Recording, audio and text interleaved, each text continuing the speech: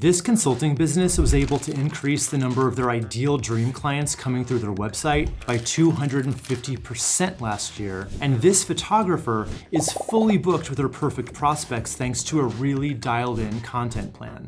I just read this book called Content Fortress, and I was really intrigued by the authors Martin Huntbach and Lindsay Cambridge's unique spin on traditional content marketing to attract new clients. They've cracked the code on using 8 powerful types of content, each designed to work together to effortlessly pack your calendar with the types of clients you love working with and who are already pre-sold on you. These principles can be applied to all your content from your website, social media posts, your emails, and of course, your more long-form content like blog posts, podcasts, or videos. So we're gonna go through all 8 content types they recommend, and I'll give you some solid examples and some great ideas of where each is gonna fit into your content to be used in the most effective way. And having 8 categories of content may sound overwhelming at first, but when you think about it, it's actually a positive thing because it means you've got plenty of categories to rotate between when it comes to creating your content marketing. So that just means you'll never run out of stuff to talk about. And don't worry, if you stick around till the end, I'm gonna let you in on my system that helps me create all this content better and faster than you think. I remember back when I was a freelance designer, I had a ton of amazing clients, but I also had a few that I vowed I'd never work with again. I'm talking about the clients who took up way too much of my resources, time, and mental real estate, and my profits took a really big hit because of it. For you, these might be clients who are too demanding or don't have the budget to work with you, or maybe they just aren't ready to work with you yet. And as it turns out, preventing bad fit clients is one of the smartest decisions you can make in your business, which brings us to content type number 1, repelling content. Now, the idea of repelling prospects might sound counterintuitive at first. Why would you want to push anyone away when you're trying to grow your business? But here's the twist. Not every client is going to be the right client for you. And some clients can be downright difficult, zapping all your energy, time, and forward momentum. So how can you as a business owner steer clear of these hurdles? Well, this book has some pretty good ideas on how to create content that acts like a keep away sign for those tricky clients. But here's the catch. How do you do this in a way that's friendly and not like some grumpy old man saying, I don't want to work with you? First, you want to ask yourself these questions. What do bad clients do that trigger you? What type of clients are well-meaning, but either frustrate you or won't benefit much from what you offer? Your content now needs to communicate that you don't do business with these people, but you're not coming right out and saying it like that. Instead, you just want to be extremely clear about any prerequisites that clients need to have in place, as well as what they need to be willing to do or the right mindset they need in order to truly benefit from your services. Let's look at an example of what I mean. So let's say that you're a landscape designer and you know that your biggest problem type of client is what we call a ghoster, right? They're hard to get a hold of and they end up delaying the project because they're not available for those important decisions or approvals. Now you can totally address this problem head on in many ways throughout your content. On your homepage, you could have a section dedicated to what our clients can expect from us and what we expect from our clients, where you would just specifically say, we expect timely communication and will of course give you the same in return. You could hit on it again in a process timeline section where you emphasize how critical approvals are in the process. You could even write a whole blog post or film a video called Why Communication is Key in Every Successful Landscape Project. And you can then repurpose that content into your short form posts on Instagram, Facebook, and even on LinkedIn. And if you wanted to be really bold, you can do what the authors did themselves and write a blog post on your website, 7 reasons you shouldn't work with us. It just lays out all the scenarios where, you wouldn't be the type of client that we'd want to work with, phrased much nicer than that, of course. Then once people see your expectations, the ones who know they're gonna have a hard time sticking to them will see that you're not the right fit for them, and that's a good thing. It gives you more time and resources to give to the people you actually want to work with. And speaking of which, all of that repelling content sets up the boundaries of your fortress, but attracting content is like a really strong magnet, pulling your ideal clients straight to your door. And when you get this balance right, that's when the magic happens. You'll find yourself working with clients who make your job feel less like work and more like a passion project. Attracting content is all about showcasing your strengths, your values, and the unique solutions that you offer to your target audience. It's really about building content that resonates with the people who you want to attract, essentially warming them up to the idea of working with you. So the first step here is just to know who you want to attract in the first place. In the book, the authors talk about a martial arts studio that they worked with who is sick of attracting kids and parents who just wanted to learn to be Power Rangers, So they started creating content on their website all about how learning martial arts can help with bullying. That started attracting a whole new set of families that were more in line with their own values and specialties. And there are some really simple ways of just working attraction content into your marketing plan. So start by just making it incredibly clear who you do your best work for right at the top section of your homepage through your headline or your subheadline.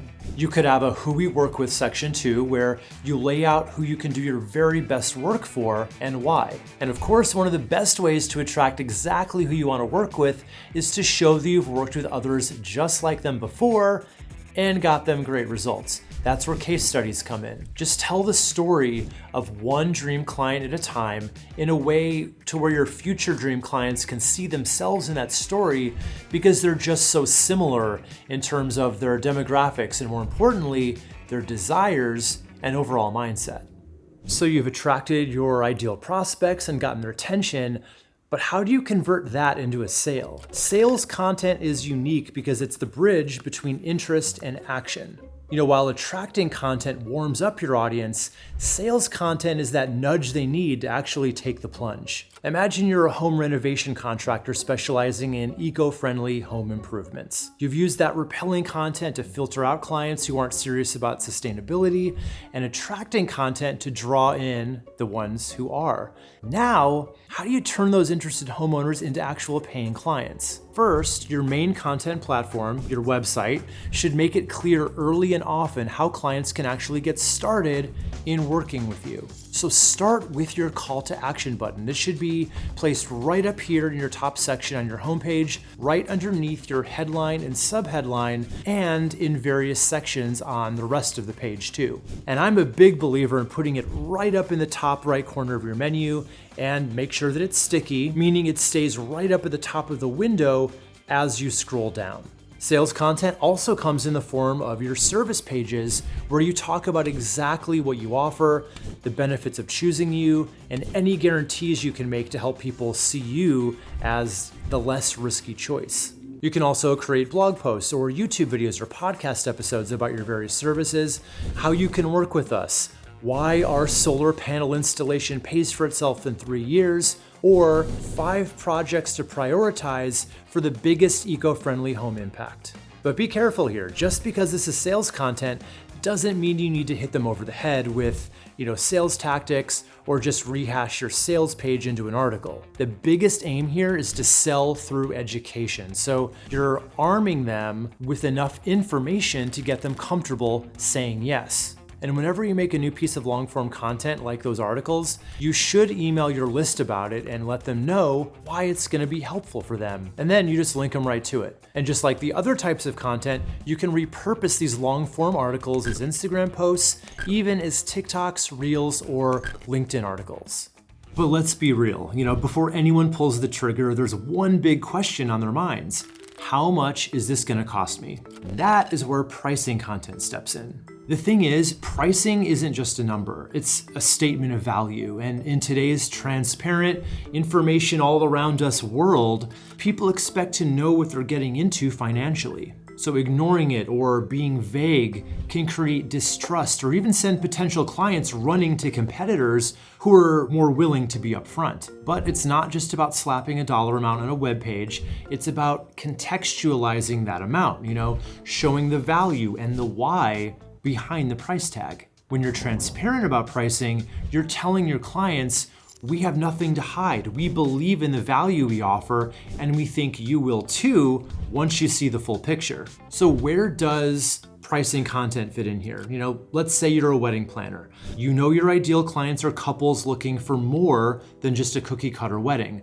They want a day that reflects their unique love story. So here's some ideas on how you could approach your pricing content. A website pricing page, clearly outline your packages from the essentials to the all-inclusive luxury experience. And then for each package, list not just the price, but also the value, what services are included and how each adds to the overall experience. Can't list out hard prices? That's fine. You can always talk about them in tiers, ranges, or starting at prices. FAQs. Include a section that answers those common pricing questions like, why is custom wedding planning more expensive? Or how can I make the most of my budget? Blog posts. Write articles that break down the costs of a wedding, like the real cost of a destination wedding, or why good photography is worth the investment. Social media. Share testimonials from couples who talk about the value they got from your services, how you made their day stress-free, or how you turned their dream into a reality within their budget. When you give your clients a good indication of your pricing and educate them a bit on why it costs what it does and what they'll get out of it, you're building up a lot of trust. And not only that, but think about the alternative and not talking about pricing. Before I ever talked about it publicly, I'd be on consultation calls with prospects who were just completely sticker shocked by my prices. And my prices weren't even outrageous. So we'd both be taking time out of our day to figure out together in real time that this just wasn't a good fit, as opposed to your not so great fit clients figuring that out on their own, clearing the deck for more of the ones who can afford you. Not to mention clearing your calendar from those awkward conversations. Next, we have guiding content, which helps your prospects find the right option for them. A lot of those comparison type blog posts would fit into this category. So if you were a financial advisor, this could be a post about how to choose the right financial advisor, where you lay out all their options, everything from extremely budget-friendly options all the way through the most expensive. You discuss the pros and cons for each option, including your business, and ultimately just be the guide who presents the information and then lets your prospect decide for themselves. The goal here is to make sure the ones who come to you fully understand what you do and are truly the right fit. And I know this sounds a little crazy, right? Like you're potentially driving your customers directly into the arms of your competitors, but the ones who are the perfect match will want to choose you based on how upfront and transparent you're being, and that you're obviously not out just to make a quick buck. So they want to work with you, but if they don't know what's coming next in the process, that can be a sale killer. It's easy to sidestep this trap with process content. So this content type demystifies the steps involved in your service. And it's super simple to show right on your website. I like to include this as a dedicated section on your homepage where you just list out the 3 simple steps of working with you. Step 1 is always clicking the button to get your free consultation or book your appointment. And step 3 is always the happy after state they'll be in after you've done your work. You could also do some behind the scenes reels or Instagram stories about some of the steps involved with various clients. Opinion content is where you get to show some personality and take a stand on issues that matter to your business. For a vegan restaurant, this could be blog posts or social media updates discussing the benefits of plant-based eating or ethical sourcing. For me and my business, I talk a lot about why social media can't replace your website when it comes to winning more clients. And some people disagree and they want to go all in on social. So they don't watch more of my content and they basically, self-select themselves out of my sales funnel, which as we now know is a good thing. And opinion content's a natural fit for your social media posts, especially those reels and other short form videos. And I did promise you my content creation system that lets me get it all done without spending a lot of time on it.